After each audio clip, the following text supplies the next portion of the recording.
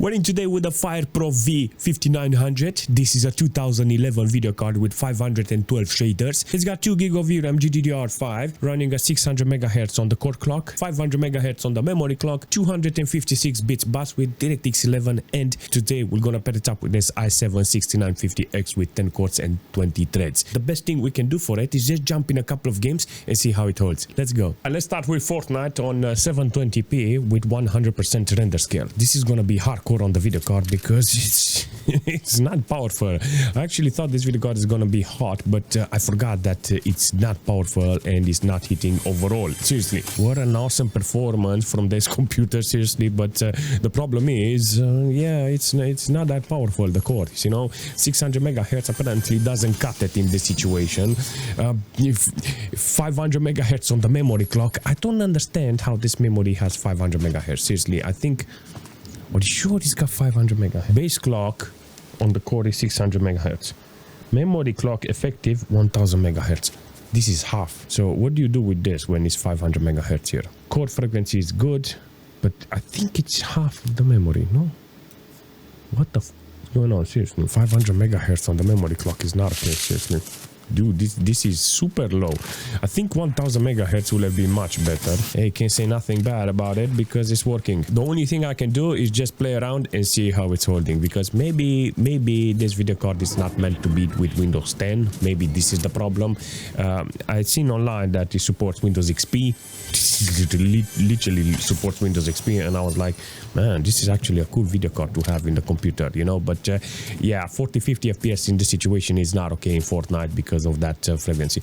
So the core, it's maxed out, you know. You can see it's utilizing the core at maximum. Temperature wise is good. I actually thought this video card is gonna overheat, but it doesn't. The mystery should be on that memory frequency, seriously, because it's super low, only half of it. So overall performance in Fortnite with it on 720p with 100% render scale, it's okay-ish. I think 720p like this, it's not okay because it's dipping below 60 FPS and I need more than 60 FPS. Let's put 75% render scale and see. Maybe I get more than 60 FPS. With full screen, apparently here now with 720p, I got 60-70 FPS on average. Not bad. Fortnite with this configuration, with this video card, apparently it's almost there, you know. Only 1 GB of VRAM is utilized here. You can actually see it's not that great. I think that memory was a little faster. It would have been much better. I don't think the performance would have been different because the core frequency needs to be faster. In this case, you can see that it's holding around 96-97% load. And that's the problem in this case. Let's jump into Farlight and see how it's running with 720p. Apparently this is gonna be very interesting for this video card. Oh yeah, definitely much better than for the Fortnite. Seriously, I got hundreds of FPS with this. It's maximum utilize the core here, and is doing a fantastic job on the VRAM side. You can actually see that in this situation it's not that bad. 1 GB of VRAM use, maximum core load, 57 degrees. Temperature wise is good. Everything is good with this video card in this situation. I like the performance this video card is offering here, and I think if I want to play games that are working really nice, I think there needs to be something like this. Not a single problem in this case with this video card. Look at this. So can't say nothing bad about it. On the system side, I got like 8.1 GB of system RAM used, barely 15% load on this occasion.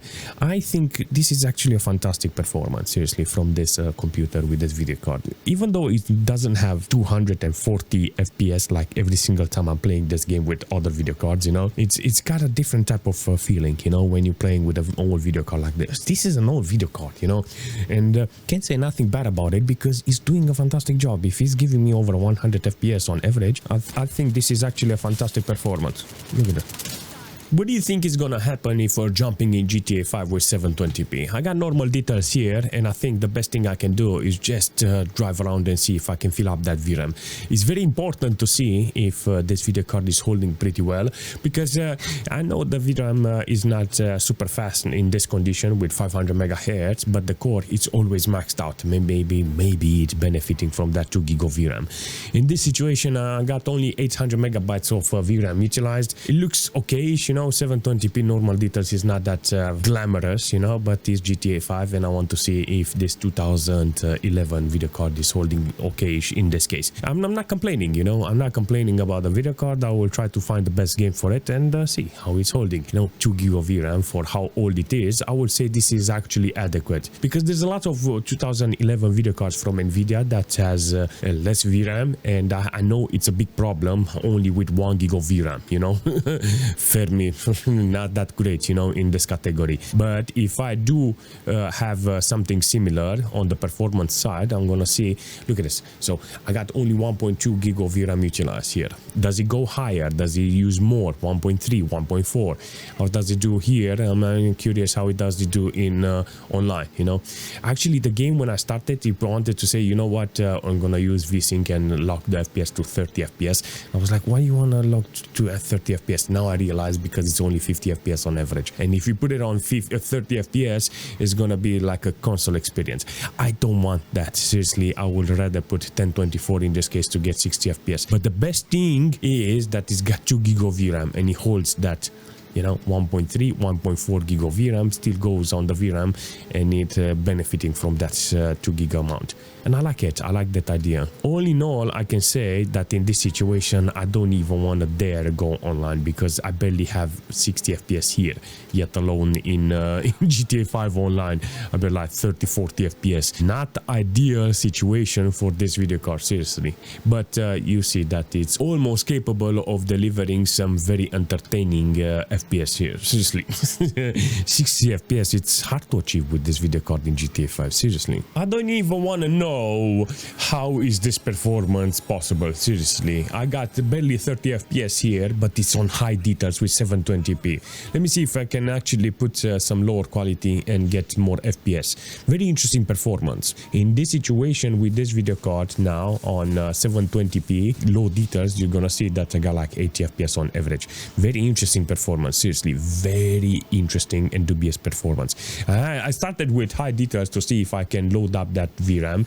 It was okay, you know, the performance. It showed me that the video card is being utilized, but in this case you can actually see if you put low details you get like 70 FPS on average with this video card.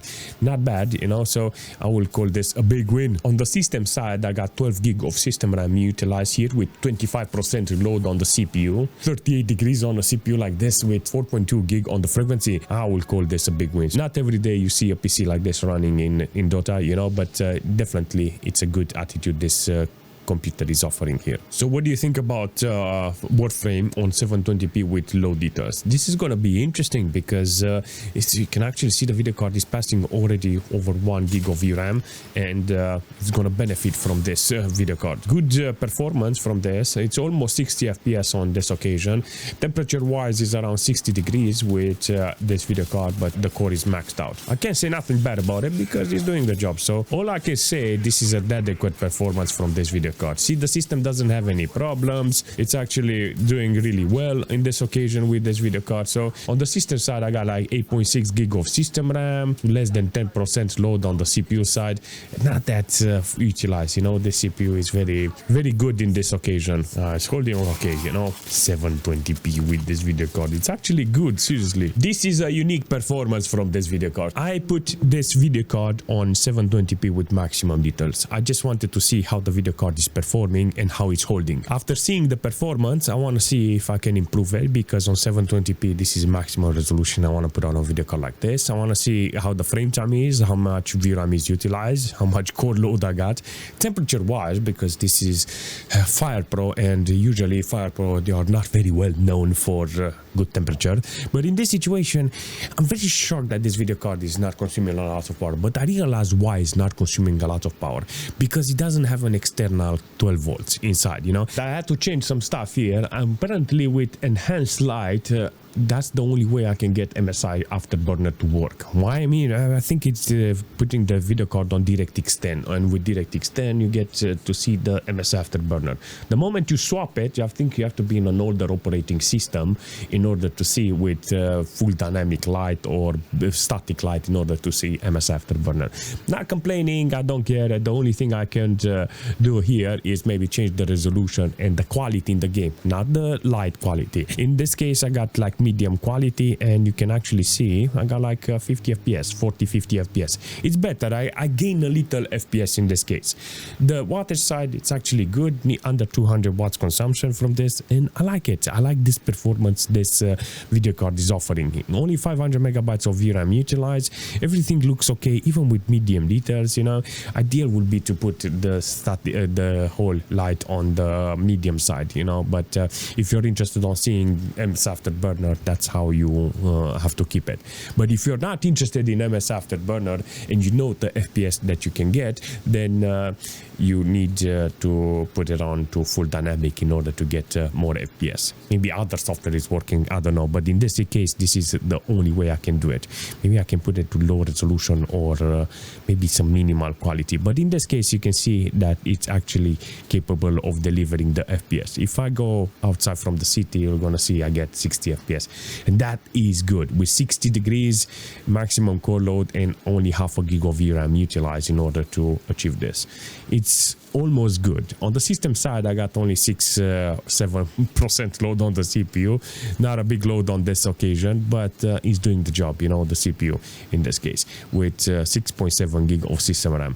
All in all, I can say is that it is possible, but you have to do some changes here in order to get the best performance. This full light effect with enhanced light, it's not okay in this case. Seriously, it's not okay. All right, let's see. We can actually make this working, because last time I was here, I got 1080p with high details. Let's put it to 720p and see how it holds there. Good performance here with this video card on this resolution. Not gonna lie, it's very interesting to see this type of performance. If I want to play some online games, this is the only way I can do it, seriously, with this configuration. 720p, low details, you can see it doesn't reach too much VRAM. The quality is not that bad, you know, you can actually see the details, or okay, you know, even on 720p. I got a full load on this occasion, under 60 degrees. Looks okay in this occasion, but maybe we can actually play more with this. See if we can actually get some choppers. All I can say, it's actually possible to play this game with this video card, seriously. 60-70 FPS on average. I got like under 20 ms. Not that great, you know, but it's still capable of delivering that FPS. Look at this. I really appreciate this video card, seriously. It's not very expensive. Last time I was online and I seen this video card, it was like a tenner, seriously. 2011 video card with 2 gig of VRAM.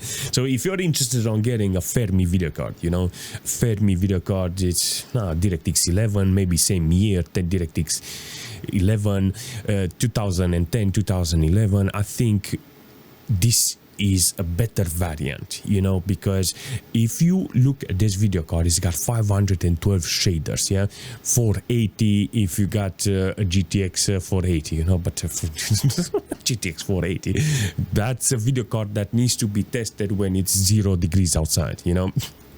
But in this situation, like I said, this is a very efficient video card. You know, if you're interested that alternative of cheap video cards like Fermi and stuff like that, you know, this video card is good because it doesn't consume any external power supply, so it doesn't get hot. Considering what temperature those Fermi has, I will say this is much better than that one. So I would prefer this over a Fermi. That's it. It's got 2 gig of VRAM, you managed to see it, but the only downside is I don't understand what happened with that 500 megahertz on the memory clock, you know, because in some situation that Fermi video card, that they got better support, they don't glitch like this, and I don't understand. Maybe the drivers is the problem in this case, you know. I have to put this video card in an older machine and see if it's doing the same thing, you know, with the older drivers. Maybe that is the problem. If this is the problem with the drivers, yeah, a Fermi video card is much better and more reliable, if it makes any sense. But then you have to be careful with the temperature on that video card. This is a very interesting video card when it's running. If it had 1000 megahertz on the memory clock, it would have been a very kick-ass video card, seriously. All in all, I can say it's a good video card if you can put your hands on it and resolve the problem with the memory frequency. That's it. If you have any suggestion for the video card or for the system, leave a comment and I will see you very soon.